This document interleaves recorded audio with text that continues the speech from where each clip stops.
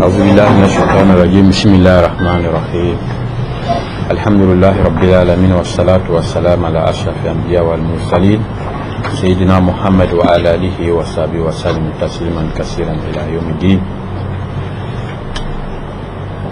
رب أسر لي صدري ويسر لي أمري واحلل عقدة من لساني يفقهوا قولي اللهم إنا نعوذ بك من أن نشرك بك شيئا نعلم ونستغفرك لما لا نعلم.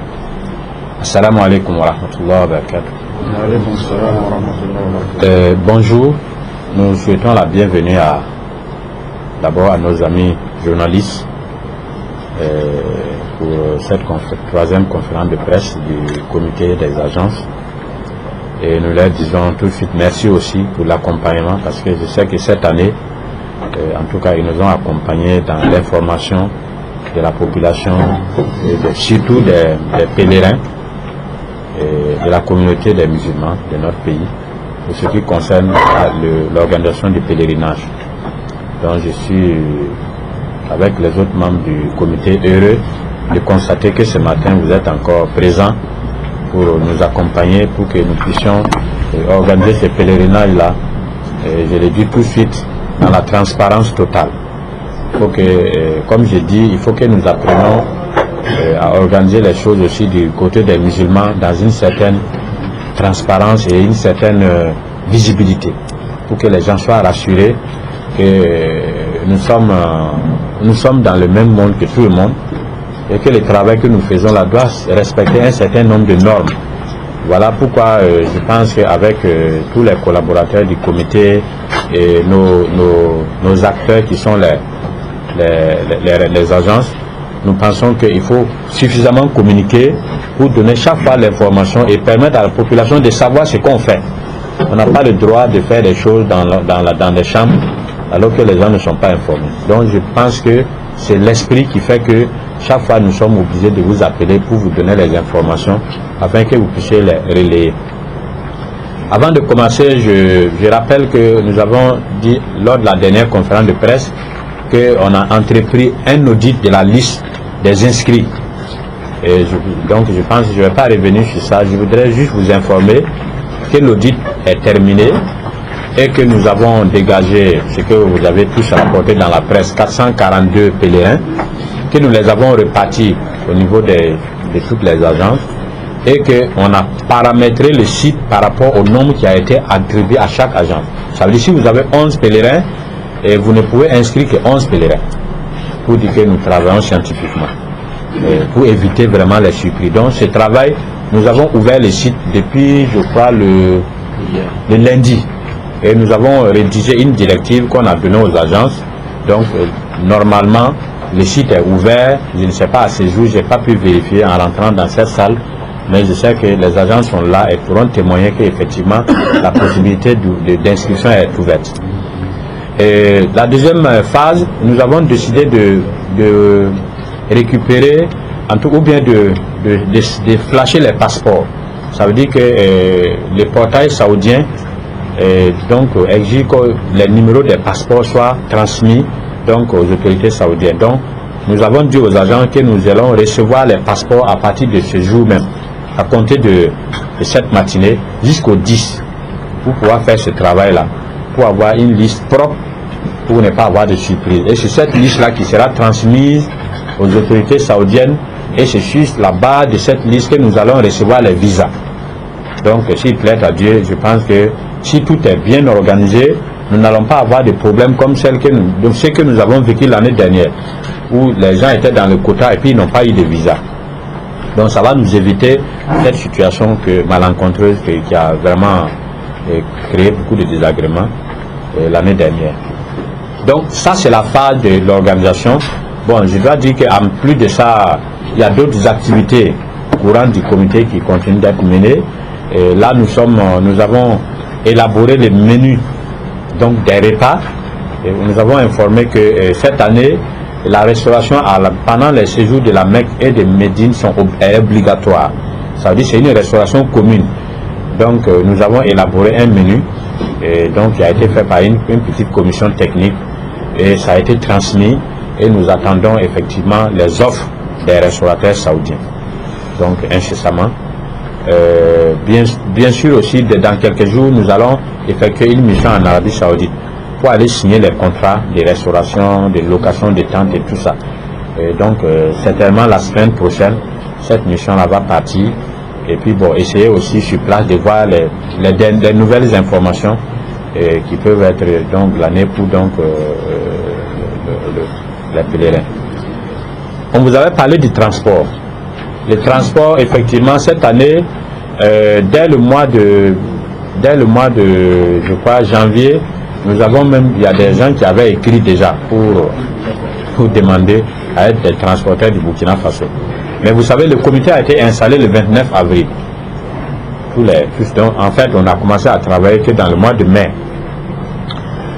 Donc, dès que nous avons pris service, on s'est attelé effectivement parce que nous savons que la question du transport est vraiment cruciale dans la réussite du pèlerinage. Nous avons entrepris donc de voir comment nous pouvions faire pour avoir un transporteur dans les règles de l'art avec vous savez que les transports relèvent du gouvernement, mais avec la collaboration des agents.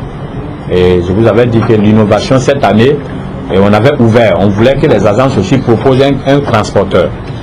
Donc, et ça a été ouvert, on a lancé un appel d'offres non public. Bon, on a fait le point la dernière fois, à l'issue de ça, on n'a pas eu vraiment des offres assez intéressantes. Nous avons eu 2 seulement. Et nous avons décidé de procéder par consultation restreinte. Voilà, donc on a fait la consultation restreinte. Et là, nous avons reçu, nous avons pris immédiatement les 2 qui avaient soumissionné. Et nous avons ajouté la compagnie qui avait écrit depuis janvier pour prester, et nous avons ajouté, ça faisait 3. Donc à la dernière minute, comme nous cherchons vraiment un avion moins cher, nous-mêmes nous avons décidé d'associer des offres que les gens nous ont données comme ça. Donc on s'est retrouvé, je crois, avec 5 ou 6, et on a créé une commission technique et présidée par M. Koulibaly, qui est, je rappelle, qui est le contrôleur financier du ministère de l'administration territoriale. Il est versé dans les questions de marché et c'est lui qui a dirigé la commission technique, bon, avec les représentants des agents. M. Dianda, qui est à ma droite, faisait partie, c'est un inspecteur des impôts qui travaille maintenant à l'ONATEL. Nous avons vraiment des spécialistes dans la commission. Ils ont travaillé. Effectivement, ils nous ont fait des propositions. Ils ont fait des propositions de classement des compagnies. Et maintenant, c'était à la commission élargie de venir se retrouver pour faire donc le point. Ce que je dois dire, les grandes lignes, c'est quoi? C'est que nous avons reçu un prix qui était sensiblement le même. Nous avions une compagnie qui nous proposait à 2030, 2066 $ le billet. Nous avions une compagnie qui nous proposait à 2050. Nous avons d'autres qui nous proposaient à 1900. Bon, à peu près les prix étaient 50 000 francs de différents les concurrents. Donc, mais déjà on avait fait le travail. Je dois préciser que nous avions demandé l'autorisation au gouvernement et à la fédération. Et on les avait informés de la situation du transport. Ils nous ont dit, prenez le temps, il faut chercher tous les recours pour que nous puissions avoir un billet moins cher. Donc nous avons travaillé dans cet esprit. Et au finish, nous avions 3 choix. On avait une compagnie moins chère, qui était la moins chère, mais qui n'était pas une compagnie burkinabé. Nous avions une deuxième compagnie burkinabé qui était à peu près, je dirais aussi, moins chère que la dernière, mais qui est une compagnie nationale. Et nous avions une dernière compagnie qui était saoudienne. Donc voilà un peu ce qu'on a retrouvé. Et je me garde de dire les noms parce que je ne vais pas faire de la publicité gratuite pour des compagnies. Qu'est-ce qu'il fallait maintenant faire? Il fallait choisir entre les 3. Nous avons rappelé qu'il y a une directive saoudienne. On nous l'a rappelé même, je vais peut-être vous la lire au cours de cette conférence de presse, qui nous dit, bon, voilà, pour le transport des pèlerins, vous avez le choix entre une compagnie saoudienne pour la totalité des pèlerins, pour le transport de la totalité, ou une compagnie nationale à égalité de répartition. Je donne un exemple. Si je prends une compagnie burkinabé, je ne peux pas donner tous les pèlerins à la compagnie burkinabé. Est-ce que vous me suivez? Mais si je prends une compagnie saoudienne, je donne la totalité. Donc, ça veut dire que je suis là, je prends la compagnie burkinabé, mais si je prends la compagnie burkinabé, je suis obligé de partager les pèlerins en deux parties. Donc, on est resté dans ça, parce que nous, notre souhait, c'était vraiment de trouver une compagnie moins chère. Et je profite de l'occasion de ce matin pour remercier toutes les compagnies, parce qu'on a bénéficié vraiment de leur compréhension. Il y en a qui ont réduit des prix, qui sont peut-être frustrés aujourd'hui parce qu'on ne les a pas retenus. Ils ont fait des efforts, mais on avait cette difficulté-là. Parce que vous savez, on ne peut pas s'amuser avec la question du transport. On avait deux contraintes, donc la contrainte dont je viens de vous parler et la contrainte du temps. Comme je vous ai dit, on a pris un peu les hages, un peu en retard. Et comme on a reçu les instructions du gouvernement et de la fédération de travailler à avoir une compagnie moins chère, on était obligés, nous sommes des émanations de ces entités-là. C'est le gouvernement qui nous a installés, la fédération a envoyé des représentants, on est obligé de tenir compte. Parce qu'ils sont souciés quand même de ce que le pèlerinage doit être abordable pour nos compatriotes. On a fait le point, donc on s'est retrouvé effectivement qu'on avait des possibilités. Maintenant, la difficulté qu'on avait, c'est que les délais. Parce que vous savez, comme c'est des millions d'avions qui vont descendre pendant le pèlerinage, il y a ce qu'on appelle les slots, ça veut dire les espaces de vol. Il faut avoir, le tout n'est pas d'avoir un avion. Si vous avez l'avion, il faut avoir l'espace de vol. Parce que s'il y a 10 000 avions qui descendent, ben, si vous venez en juin, alors que les vols là c'est dans 2 mois, ça veut dire que vous risquez de vous retrouver à la queue, vous risquez de faire 60 jours, ou bien en tout cas, il y avait des problèmes. Donc nous avons demandé, et notamment aux compagnies qui nous ont de voir si elles pouvaient nous présenter des slots. Je dois préciser que la compagnie saoudienne avait déjà fait son offre avec ces slots. Ça veut dire que c'est les moments de ce dont on s'est dit, bon, il n'y a pas de problème, nous pouvons peut-être traiter avec une compagnie nationale, mais on a une difficulté. Parce que les gens demandaient qu'on signe, ils vont aller chercher maintenant les slots. Bon, nous on a dit, si on signe, ça fait des milliards. Si moi, on met la signature sur un document, on donne à quelqu'un 2 milliards, 3 milliards. Et la personne vient avec les slots, ça ne me convient pas. Je ne peux pas lui dire, il faut donner mon argent. C'est signé.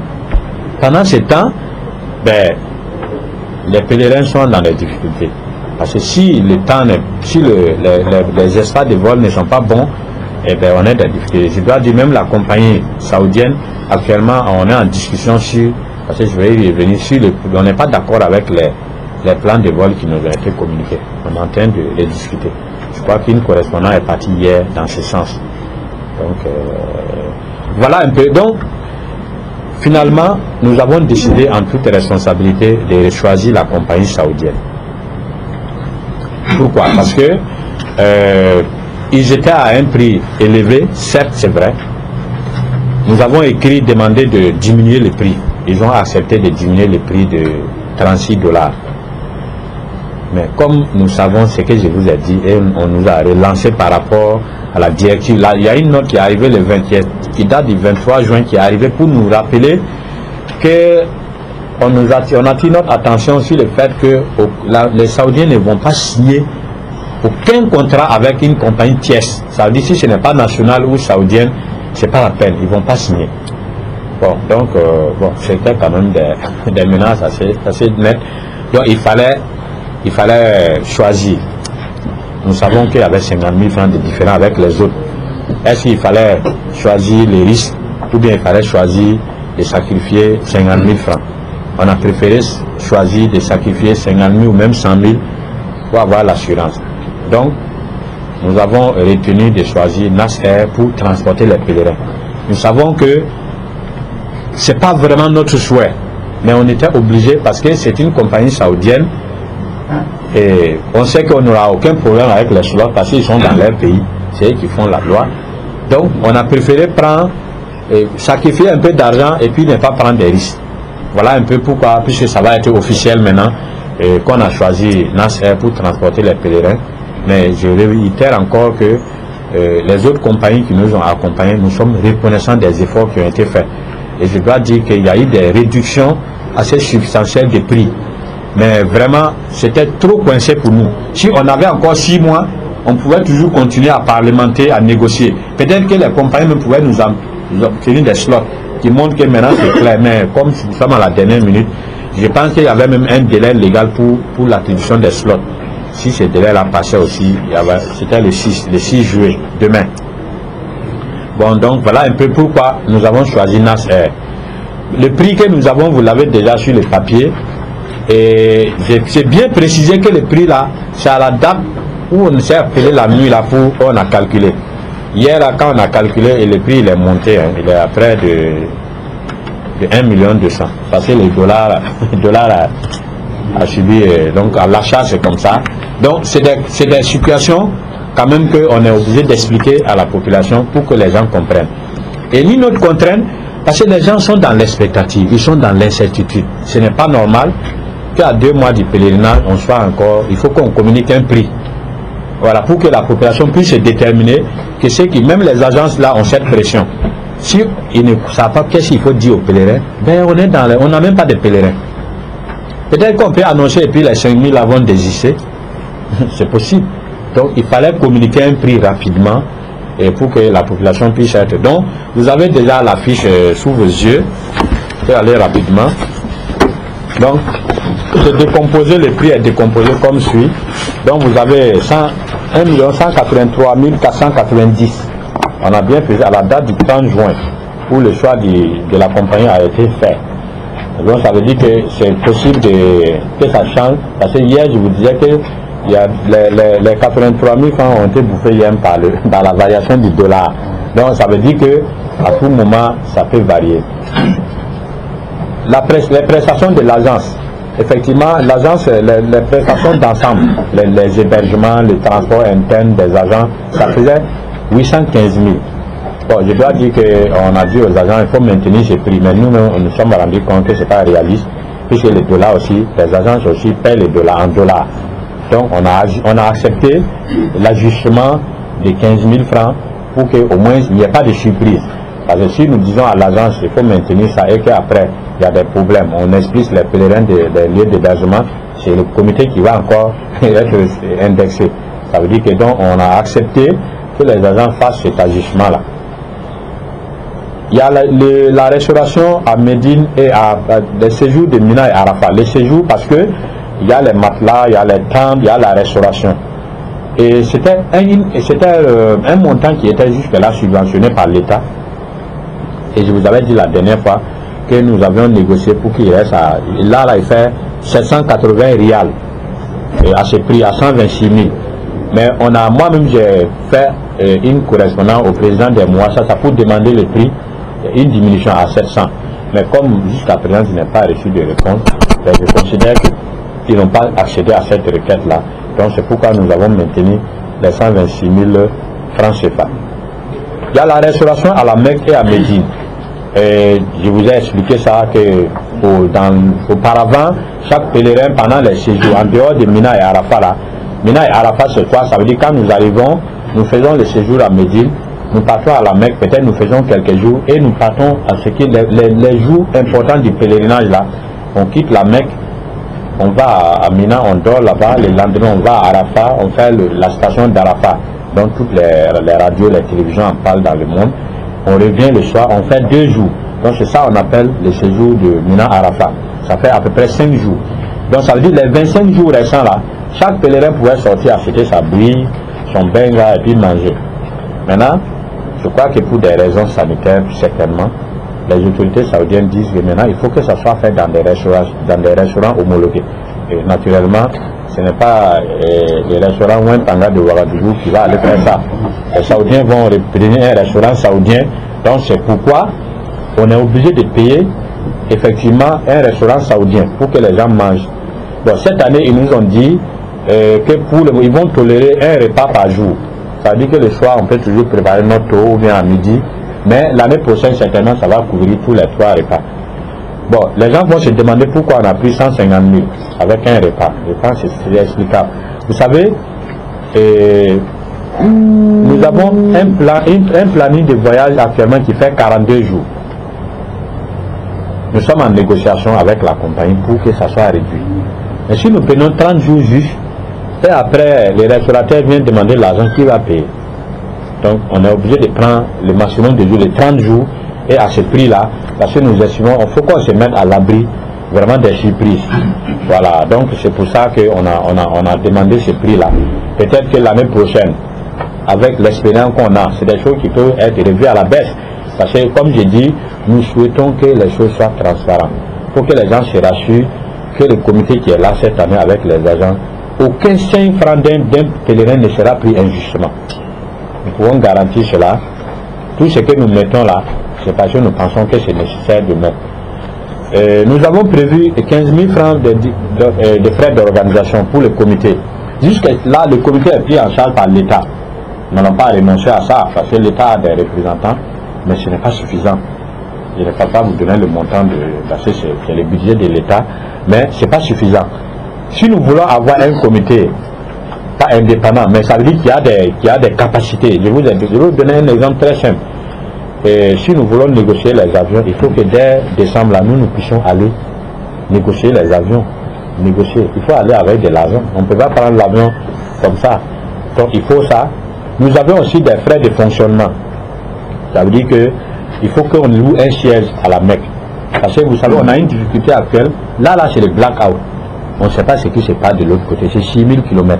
Si nous avons un siège à la Mecque, nous allons prendre quelqu'un qui est notre permanent là-bas, qui nous donne les informations à tout moment. Ça va nous aider. Donc c'est une innovation que nous comptons mettre en œuvre. Peut-être qu'on ne va pas avoir les ressources, peut-être qu'on va demander l'assistance de l'État. Mais déjà, il faut que le comité ait des ressources. Parce que jusqu'à présent, en fait, c'est un comité qui n'a aucune ressource. Tu ne peux pas travailler, coordonner des activités alors que tu n'as même pas aucune marge de manœuvre. Donc je pense que ce n'est pas responsable. Donc on a dit qu'il faut qu'on mette effectivement les 15 000 francs qui font vraiment un minimum. On va reverser au comité. Ce n'est pas pour nous, c'est de l'argent public. Je dois dire que le comité, les dépenses du comité sont soumises aux mêmes conditions que les dépenses de l'État, parce que c'est le budget de l'État. Donc on respecte les procédures de l'État. À tout moment, on peut venir nous contrôler pour voir est-ce que nous sommes vraiment dans l'orthodoxie des dépenses de l'État. Nous avons ajouté effectivement 25 110 francs. 510 francs. Pourquoi? Peut-être que les gens vont penser que c'est de l'argent qu'on a ajouté, mais en réalité, je vais vous donner un titre d'exemple. L'année passée, rien que la variation du dollar. Parce que moi-même qui vous parle là, j'étais signataire des comptes du comité les 3 dernières années. Nous avons perdu 101 millions dans la variation du dollar. 101 millions. Qui va payer ça? Heureusement que l'État a intervenu cette année. 101 millions, les frais de transfert, en transféré et puis le fait qu'on signe aujourd'hui et puis les dollars montent demain, 101 millions. Donc on a préféré, pour ne pas qu'on vient dire au pèlerin, vraiment chacun n'a qu'à donner 5 000 francs, on va ajouter parce qu'on a préféré mettre cette marge-là pour qu'on soit en sécurité. Voilà un peu, vous voyez un peu, c'est écrit, on doit faire des transferts, le transport, la location des temps de matelas, les compagnies, et donc tout ça là, on a mis ça dedans. Donc c'est vraiment un minimum. Je vous ai donné un exemple. Entre les jours qu'on a fixé le prix du billet et aujourd'hui, il y a 8 000 francs qui se sont ajoutés. Il faut que quelqu'un paye ça.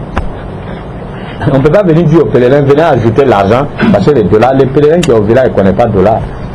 Donc voilà un peu, qui explique un peu le prix que vous avez de 2 330 000. Je m'empresse tout de suite de vous dire, vous qui êtes des journalistes, que vous pouvez appeler au Niger, pour demander le prix du billet du Hajj cette année. Vous pouvez appeler au Mali, vous pouvez appeler en Côte d'Ivoire. Peut-être même sur Internet, vous pouvez trouver les chiffres. Je sais que le Mali, il y a deux volets. Il y a le gouvernement qui organise, puis il y a les agents. Le gouvernement est à 2 670 000 le Hajj. Les agents sont à 2 800 000. Ça, c'est au Mali. En Côte d'Ivoire, bon, je sais que c'est 2 millions morons, mais je sais que là-bas, l'État prend en charge à peu près 500 000 francs. Je ne peux pas, parce que c'est des choses officielles, il ne peut pas avancer. Donc, au Niger, hier même, les Nigériens m'ont appelé pour demander à combien nous on a pris le transport. Parce qu'on est en train de préparer effectivement une rencontre à Abidjan, le 27 et 28 juillet, pour parler de cette question de transport verrouillé là. Ça veut dire qu'il faut qu'on en parle, parce qu'on ne peut pas rester les bras croisés. Et ils sont en train de faire le tout, puisque la coordination de cette structure-là est assurée par le Niger. Donc ils m'ont appelé hier, j'ai profité de demander à combien ça fait les Hajj chez eux. Ils m'ont dit que ça varie entre 2 300 000 et 2 600 000. 2 300 000 et 2 600 000. Donc c'est pour dire que nous sommes toujours dans la fourchette de ce qui est moins cher. On était déjà les moins chers de la sous-région. Je pense qu'on est toujours, si je n'ose pas dire, mais on est toujours parmi les moins chers, sinon le moins cher. Compte tenu des moyens de notre pays, il faut qu'on soit réaliste. Et nous avons tout fait pour que les Hajj restent dans une proportion supportable. Nous savons qu'il y a 500 000 francs qui va s'ajouter par rapport aux 1 800 000. Mais je vais vous dire, l'année passée, on n'a jamais appliqué le prix, puisque l'État subventionnait. Donc si nous devons faire le point, peut-être que l'année passée, les Hajj étaient peut-être à 2 200 000, 2 300 000. Bon, mais cette année, vous connaissez la situation difficile de notre pays. Nous étions avec le ministre, il nous a expliqué.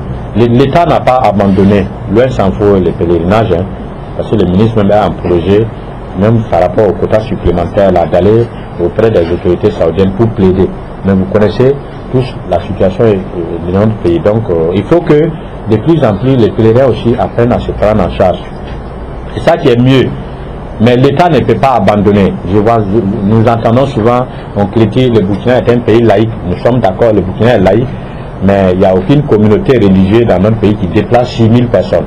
Si vous déplacez 6 000 de vos compatriotes et vous dites que vous êtes laïque, vous n'allez rien faire, les gens vont dire que vous êtes irresponsable. Donc nous attendons toujours le soutien de l'État, où l'État peut nous aider.